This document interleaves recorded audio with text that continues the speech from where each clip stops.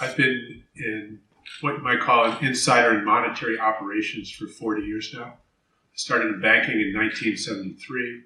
I grew up on the money desk at Bankers Trust in the 70s, back when that was the main dealer operation. I've been trading money, you might say, for a long time. I visit the Fed regularly. What I tell you is known by all the senior staffers at the Fed, Treasury.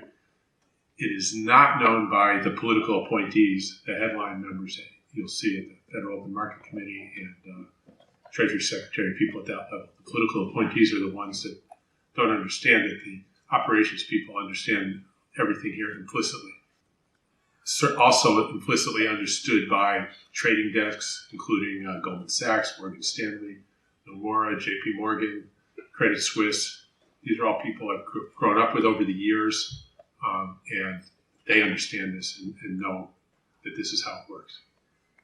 The last thing I want to say is it's not difficult. If there's anything that appears to be difficult, put your hand up and ask it later. We'll sort it out for you. It's a very simple operation. Hi everyone, and welcome to another episode of MMT Mondays. This week we will look at the difference between bank-created money and government-created money, also known as inside versus outside money. This week's featured episode is of MMT founder Warren Mosler talking about the difference between bank-created money and government-created money. How banks create deposits and reserves. In the banking system, loans create deposits. That's how you say it. Loans create deposits. What does that mean? It means if I go in to buy a house, you're just trying to sell your house for, we're in New York, right? Better raise the price. $2.5 million. I usually say $250,000. You go to sell your house for $2.5 million, and I want to borrow the money from a bank to buy it, so I'm going to borrow $2.5 million. My credit's pretty good. So what does the bank do? The bank grants me the loan. They approve the loan for $2.5 million, and they give what they do is they put $2.5 million into my account, which immediately goes into your account. I don't get to do anything with it except buy your house. Okay, so the $2.5 million loan is an asset for the bank. An asset is something the bank has, something it owns. They make a loan. I sign. I promise to pay it back. They have my promise to pay money. That's worth something. That's an asset. Okay. And they put $2.5 million in an account, in a checking account. That's a liability, which means the bank promises to pay that money or pay that money. Okay. Notice the loan created the deposit. They did not go to the Federal Reserve. They did not go anywhere. The Federal Reserve doesn't even know they did this. The $2.5 million, then you sold your house to me, goes into your account, and let's say we're all at the same bank. So now the bank has a loan from me. I owe the bank $2.5 million, and there's $2.5 million in your account. You just sold me your house. You've got the money, I've got the house, the bank has the mortgage. Nobody has gone anywhere near the Federal Reserve. The money was created, that deposit was created as a matter of accounting out of thin air. The system's in balance. You have $2.5 million in your savings. My savings is negative. I have a loan. I owe $2.5 million. Your savings went up. Mine went down. The net is zero. That's how they say it. $2.5 million loan, $2.5 million deposit. Mosler begins by discussing how loans create deposits. So Mosler gives the example of how someone seeking a loan to purchase a home. Mosler explains that you go to a bank and ask for a loan. The bank will then grant you a loan for however much you need. You agree to pay back that loan, from which the bank then creates the deposit into your bank account. The money was created as a matter of accounting out of thin air, which resulted in all parties balancing out to zero between loans and deposits. It all nets to zero. Deposits are necessarily equal to loans. If you've got $100 in a deposit, it's because somebody else borrowed the $100, or you wouldn't have it. There's nowhere else it can come from. And I'm getting to why we have deficits, by the way. But you need to know this. Okay, and the reserves are overdrafts. So as a matter of accounting, the way they say it is assets equal liabilities, loans equal deposits. They have to, because they come from the same place. If they don't, somebody at the bank has to stay late and figure out why his numbers don't add up. And they will find it, usually, within a few dollars. Okay. And the other way it's said is that liabilities are the accounting record of assets. If you make a loan, the record of that is the deposit. It's the accounting record. It has to add up. So Mosler goes on to explain that this is all known as inside money because the loans and deposits must balance out without any outside sectors creating a net gain. So they must all net to zero. The assets are always equal to liabilities, and the liabilities are accounting records of the assets. These deposits and loans must zero out at the end, or there was some major accounting error at some point. So why does this matter? Okay. It matters because, in general, the economy has a very strong desire to net save. Why do we have this strong desire to save? It's built into the institutional structure. It's built into the legal structure.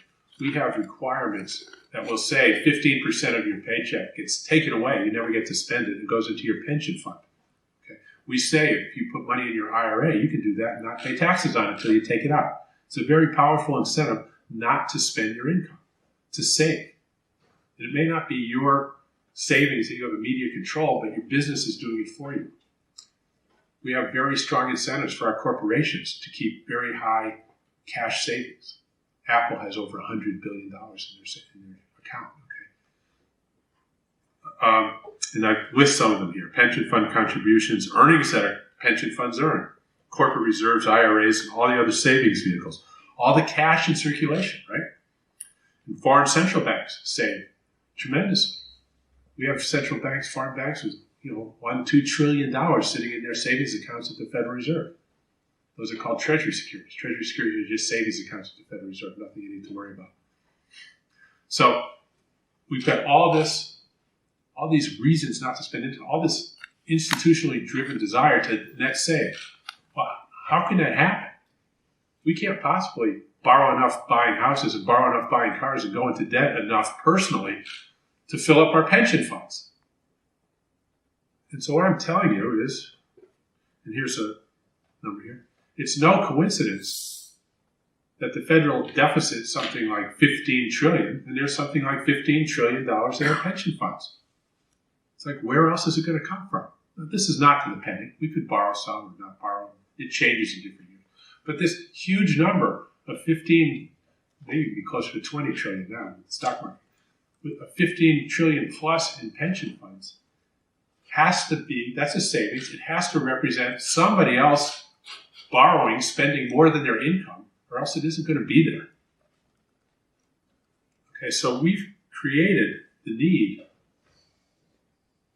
for the government to spend more than its income by establishing all this institutional structure that establishes all these pension funds, automatic contributions, money being taken out of our income and put away. It can't come from anywhere else. Think of it as 16 trillion $1 bills. Where would it come from? The government has to spend it and not tax it, or it can't get in there. So why does all this matter? Mosler wraps up the video explaining that in general, the economy has a desire to net save financial assets. These assets include IRAs, pension plans, and others, just to name a few.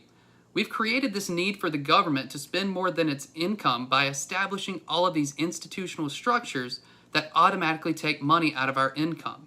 So it's no coincidence that these high public deficits are directly correlated with high private surpluses. The only way we could have any net savings, where everybody could have some savings, or the savings could be higher than the loans, is if they came from outside the economy. It has to come from the outside. We can't generate it inside. If you want to save, if somebody gives you money and you want to save it, he would have had to have borrowed it. It has to lower his savings. It can only be transferred around. Net has to come from the outside, and that is the government sector. Okay? And that happens when the government spends more than it taxes. So we have the economy where loans create deposits. One person's savings is another person's loan. The only net savings, the only net dollars, the only net financial assets, all the same thing, can come from the government sector. So Mosler then transitions into discussing outside money, also known as government spending. Mosler mentions how net financial assets can only come from outside of the private sector, so it must come from the government sector. While there are always so many people that are quick to ramble on about stories of which the horrors of deficits, there are far fewer who can actually explain what a deficit is. We know that a government deficit is when the government spends more than it takes in. We also know that one of the main pillars of MMT is the fact that a government deficit equals a private surplus. So for example, in the fiscal year 2020, the federal government spent, the deficit was $3.1 trillion. That means that the government spent $3.1 trillion more dollars than it brought in. So that means that $3.1 trillion was added to non-government accounts, which is a really good thing. Now, when I talk about the economy, I'm including residents and non-residents. You can live anywhere in the world. We could separate it out where people in New York could be saving, and people in Connecticut could be borrowing, and people in Germany could be saving dollars, and people in France could be borrowing dollars. The whole economy outside of government. Okay. So, we're going to give an example here of how that works. If the government were to spend $1 billion and not tax it, it does it by crediting somebody's account. It changes a number up. Now the system has $1 billion more than it had before. It's really that simple. And the way we say it is total net financial assets of the non-government sector are $1 billion higher than otherwise. Okay? And there's an accounting identity for that. It's called the government deficit equals the non-government surplus to the penny. The government deficit equals the savings in the economy of dollars to the penny. So last year, this year, the government deficit is $1.2 trillion. It spent $1.2 trillion more than it taxed. It added $1.2 trillion more to our accounts than it subtracted. When it spends, it adds. When it taxes, it subtracts. Our savings, the whole economy, worldwide, global dollars, went up by exactly $1.2 trillion to the penny. Or somebody in the general accounting office has to stay late and find his mistake. Because when they change the numbers up, and all the accounts in the world, they have to all add up to the $1.2 trillion, to the government deficit. So as you can see, Warren Mosler is able to take a complex concept and break it down into easily understandable terms, and in doing so can also once again show why deficits are a good thing for the economy. Overall, an easy way to remember whether money is inside or outside money is to ask first where the loan, aka liability, resides. If the liability resides inside the private sector, then the money is inside money. If the liability resides outside the private sector, then the money is outside money. So if you enjoyed tonight's video, make sure to check us out at realprogressives.org and subscribe to get new notifications whenever we have new video streams in YouTube, Periscope, Facebook, and Rockfin. Y'all have a great week.